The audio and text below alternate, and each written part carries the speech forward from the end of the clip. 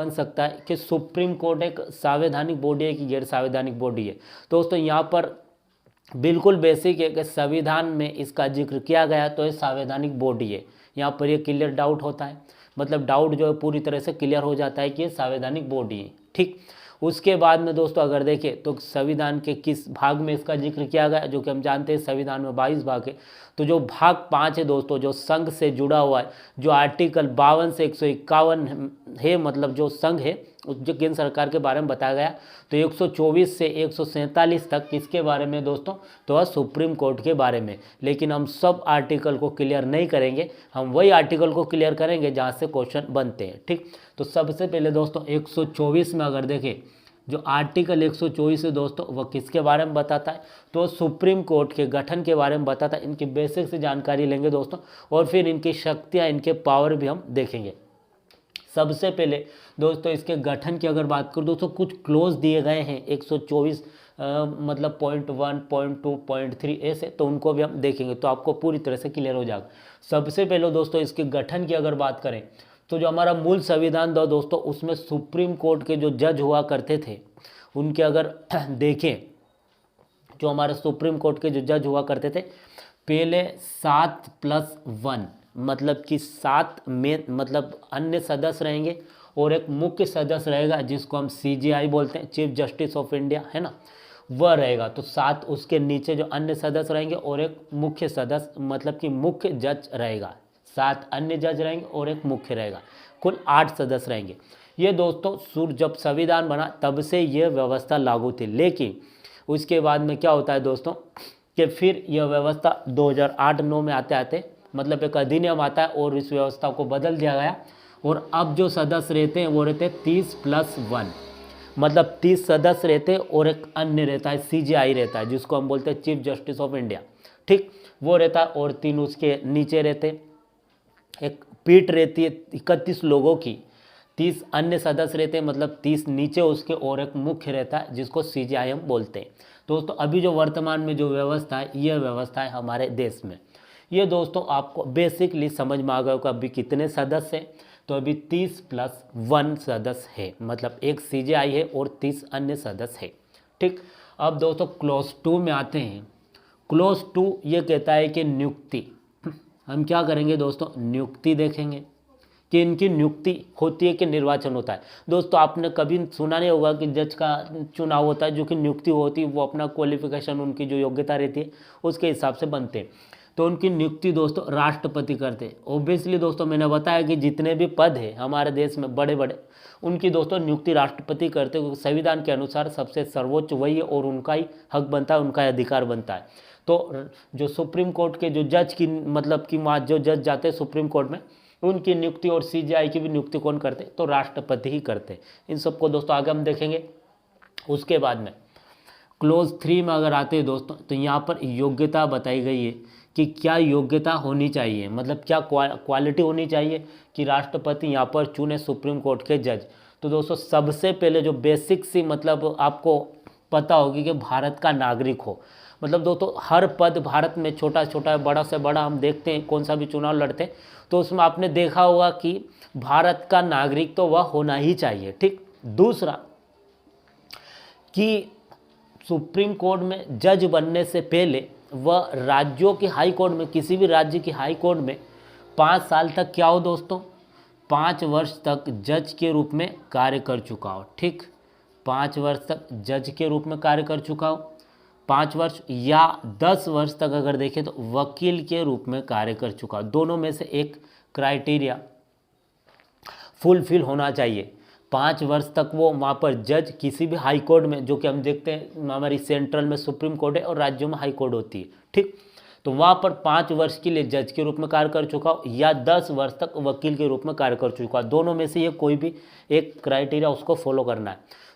इसके बाद में अगर देखें तो कोई कानून का विशेष मतलब ज्ञान रखने वाला, जिसको कानून की काफ़ी समझ है, काफ़ी अनुभव है, गहन रिसर्च किया उसने और काफ़ी अनुभवी व्यक्ति, उसको भी राष्ट्रपति क्या कर सकते हैं कि सुप्रीम कोर्ट के जज नियुक्त कर सकते हैं। दोस्तों मतलब बेसिक सब भारत का नागरिक तो होना ही चाहिए।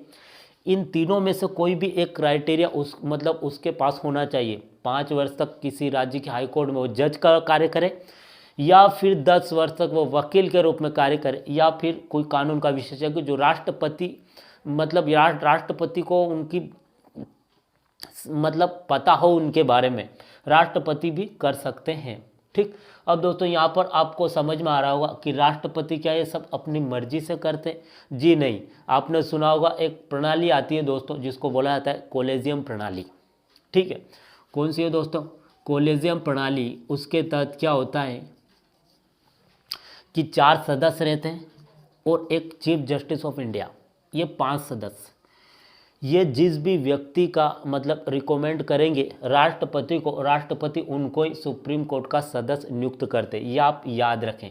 जैसे कि आपने देखा होगा कि जो विधायिका या कार्यपालिका है उसमें राष्ट्रपति नियुक्त करते मंत्रिपरिषद में सदस्य को, लेकिन मंत्रिपरिषद की सलाह, राष्ट्रपति सलाह से ही कुछ कार्य करते, जो कि हमने देखा होगा। प्रधानमंत्री के पास ही राष्ट्रपति की सभी शक्तियाँ रहती इनडायरेक्टली रूप से। ठीक, दोस्तों ऐसा ही आपको यहाँ लग रहा होगा कि क्या राष्ट्रपति नियुक्त कर रहे हैं तो यहाँ मंत्रिपरिषद, प्रधानमंत्री का कार्य, यहाँ उनका कोई काम नहीं दोस्तों। यहाँ कोलेजियम प्रणाली इसमें चलती है, कि जो पहले से जो सदस्य है सुप्रीम कोर्ट के, तो वो 4 सदस्य और एक CJI उनका मुख्य न्यायाधीश रहेगा, ये 5 सदस्य रहेंगे। ये किसी व्यक्ति की कि सूचना देंगे राष्ट्रपति को कि इनको सुप्रीम कोर्ट का जज बनाना है, फिर राष्ट्रपति उनको नियुक्त कर देंगे। तो दोस्तों ये आपने नियुक्ति का देखा और क्या उनकी योग्यता है ये आपने देखा। दोनों बातें बिल्कुल क्लियर हो गई।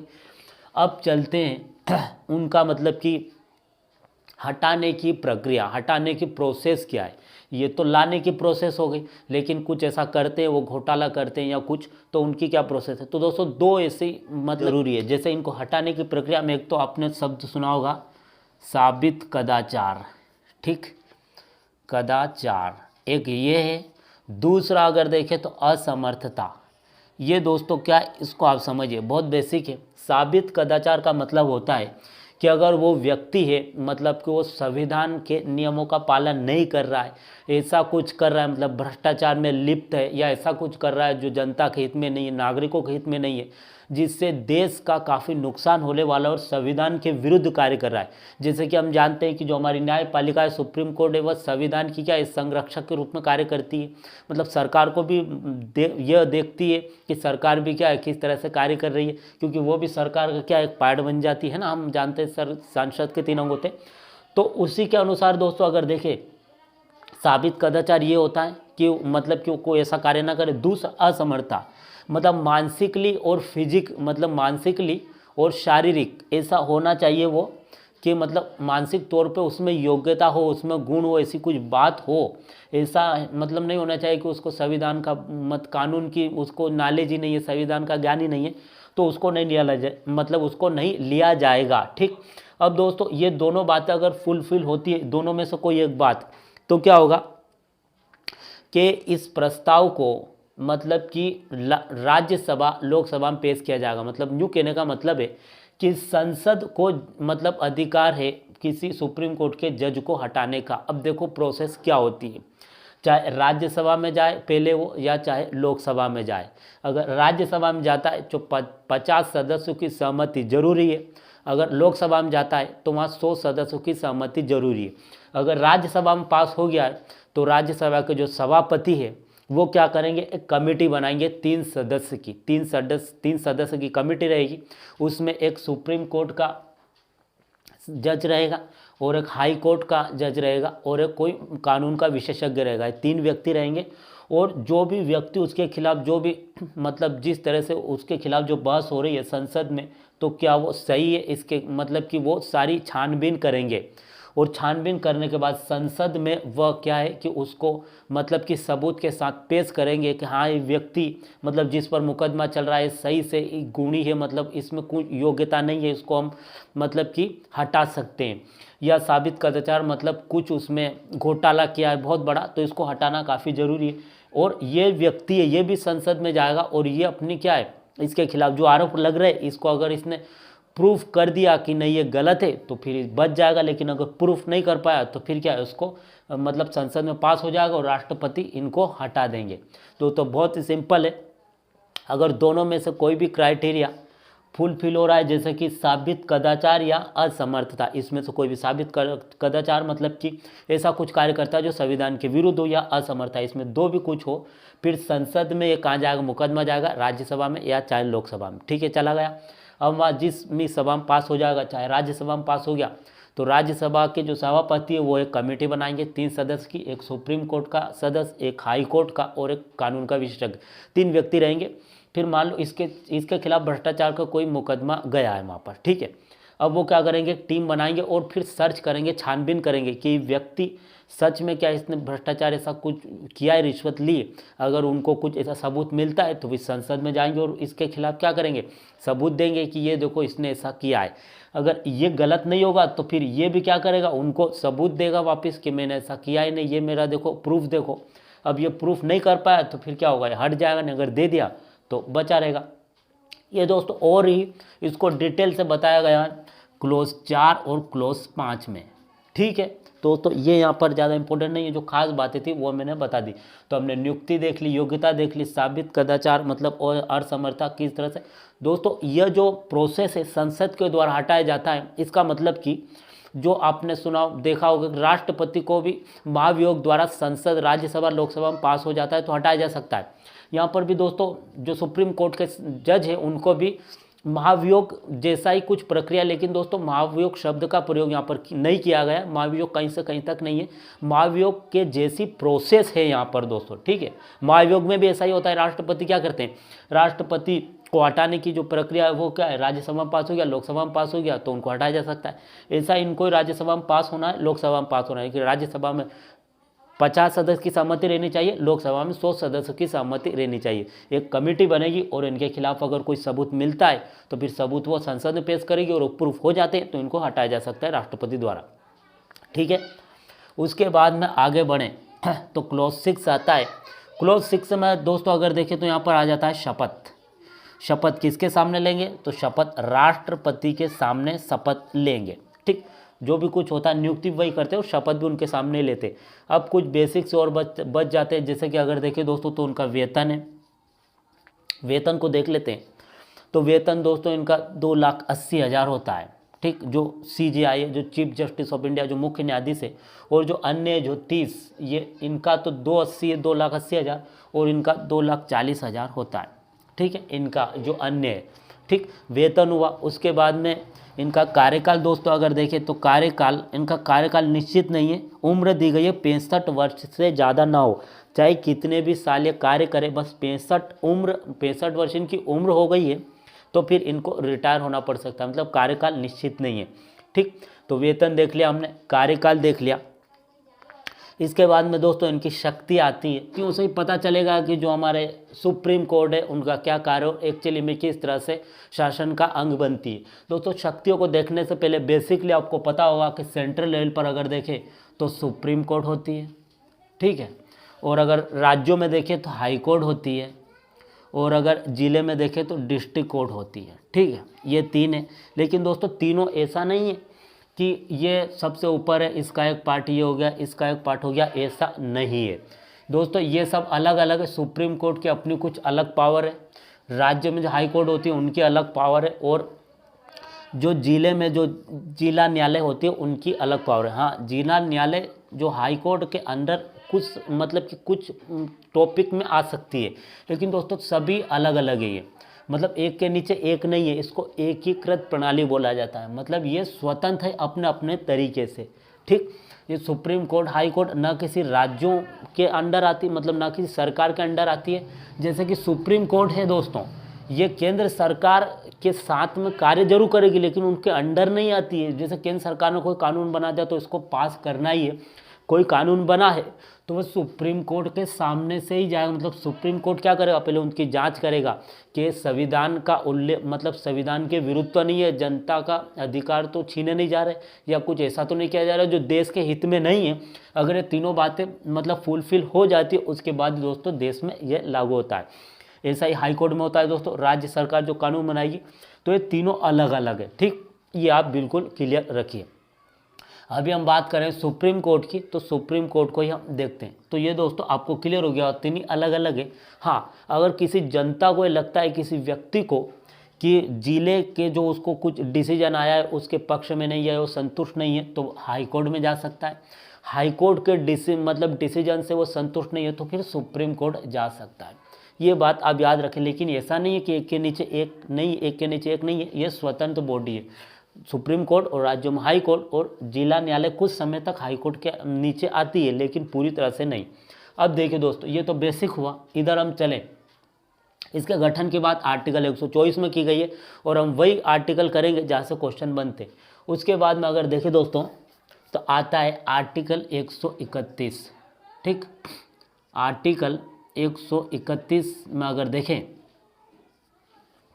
तो आर्टिकल 31 के अंतर्गत दोस्तों आरंभिक अधिकार, जो कि आपने सुना होगा, ये आरंभिक अधिकार क्या है इसको हम देखते हैं। आरंभिक अधिकार को मूलाधिकार भी बोलते हैं दोस्तों। क्या बोलते हैं? मूलाधिकार। मूलाधिकार क्या होता है? मैंने वही बताया कि जो जनता का जो अधिकार है, जो भी कानून बनेगा, ऐसा तो नहीं कि सरकार ने उसका पूरी तरह से उल्लंघन कर दिया है या ऐसा कुछ बना दिया है जो जनता के बिल्कुल हित में ही नहीं है, देश के हित में नहीं है, या संविधान का मतलब कि जो कानून बना है संविधान के बिल्कुल विरुद्ध है। जो कानून बनने के बाद वो सुप्रीम कोर्ट के पास जाएगा, उसके बाद में वो निरीक्षण करेंगे, उसके बाद में देश में लागू होता है।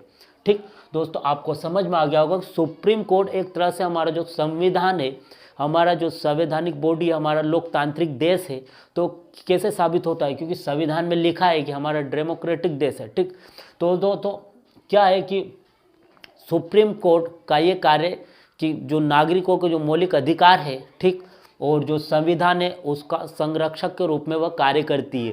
जो भी कोई सरकार का कानून बनता है वो देखती है कि संविधान के विरुद्ध ही बनाए कि उसका विरोध हुआ है, मतलब संविधान के अनुरूप ही बनाए कि उसका विरोध हुआ है। अगर अनुरूप हो मतलब उसके विरुद्ध होता है तो वो सरकार को फिर बताती है कि ये गलत है, और अगर पूरी तरह से विरुद्ध बनता है दोस्तों तो फिर खारिज भी कर सकती है कौन? Supreme court. ठीक दोस्तों, आपको समझ में आ रहा होगा सुप्रीम कोर्ट की भूमिका। अब आगे चलते हैं।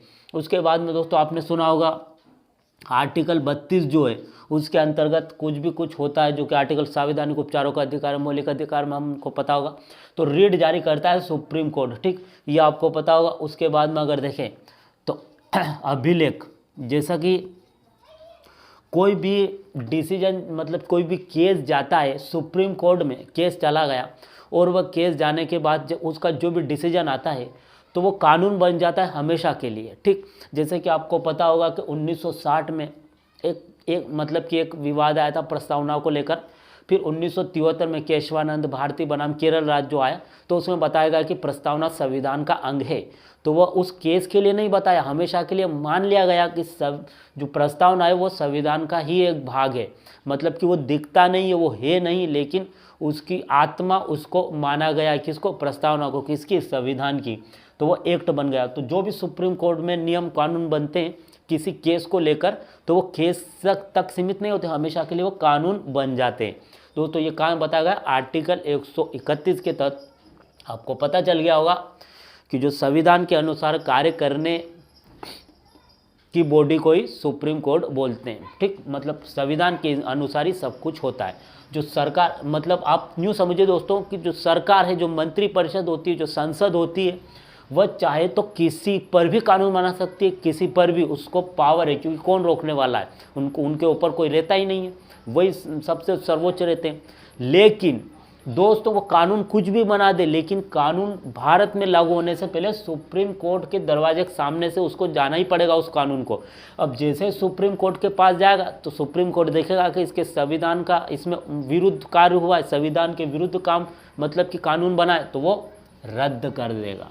यहाँ पर दोस्तों सरकार पर लगाम लग जाती है। नहीं तो दोस्तों सुप्रीम कोर्ट, अगर मान लो सुप्रीम कोर्ट नहीं हो तो सरकार कुछ भी कानून बना सकती है, आप न्यूज़ समझ लीजिए। लेकिन सुप्रीम कोर्ट की वजह से जो सरकार को भी संविधान के अनुसार कार्य करना होता है, और मतलब कि सुप्रीम कोर्ट पहले ही बोल चुका है कि मतलब नागरिकों के मौलिक अधिकार किसी भी स्थिति में तो नहीं छीने जा सकते। ठीक दोस्तों, आपको बेसिक सा सुप्रीम कोर्ट के बारे में पता चल गया होगा। अब आर्टिकल 137 में आते हैं। आर्टिकल 137 कहता है पुनराविलोकन। जैसे कि आप जानते हैं कि कुछ भी होता है, मतलब कि कुछ ऐसा कुछ होता है कि जज जो है वो जल्दबाजी में डिसीजन दे देते हैं या फिर कुछ समय बाद उनको बदल भी देते हैं। क्योंकि आपको पता होगा कि 1960 में जो प्रीएम्बल को लेकर जो आया था 1973 में बदल दिया। 60 में बोला गया था कि प्रस्तावना संविधान का भाग नहीं है, लेकिन 1973 में फिर बोल दिया कि संविधान का भाग है। तो वहाँ सुप्रीम कोर्ट में बैठे भी कौन है, व्यक्ति है, उनसे भी कभी कुछ हो सकता है, तो वे फिर बाद में उस डिसीजन को बदल भी सकते हैं। मतलब उसका पुनराविलोकन नाम से पता चला कि पुनराविलोकन उस पर फिर से विचार कर सकते हैं। तो आर्टिकल 137 के तहत आर्टिकल 143 आता है। आर्टिकल 143 में सलाह देने की शक्ति, जैसे दोस्तों राष्ट्रपति पूरा देश के सर्वोच्च रहते हैं, अगर उनको किसी बात को लेकर कोई समस्या है, वो सलाह लेना चाहते हैं तो सुप्रीम कोर्ट से सलाह भी ले सकते हैं। सुप्रीम कोर्ट मैंने बताया दोस्तों कि 30 सदस्य रहते हैं और एक उनका मुख्य रहता है जिसको सीजेआई बोलते हैं हम, चीफ जस्टिस ऑफ इंडिया।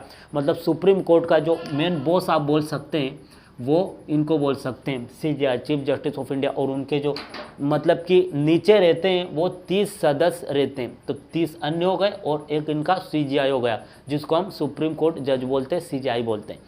तो दोस्तों सलाह दे सकते हैं राष्ट्रपति को, लेकिन राष्ट्रपति सलाह मानने के लिए बात नहीं है। दोस्तों ये बेसिक सी जहाँ से क्वेश्चन बन सकते हैं उन आर्टिकल को हमने कवर किया है और आपको राष्ट्रपति मतलब कि सुप्रीम कोर्ट की शक्ति आपको समझ में आई होगी।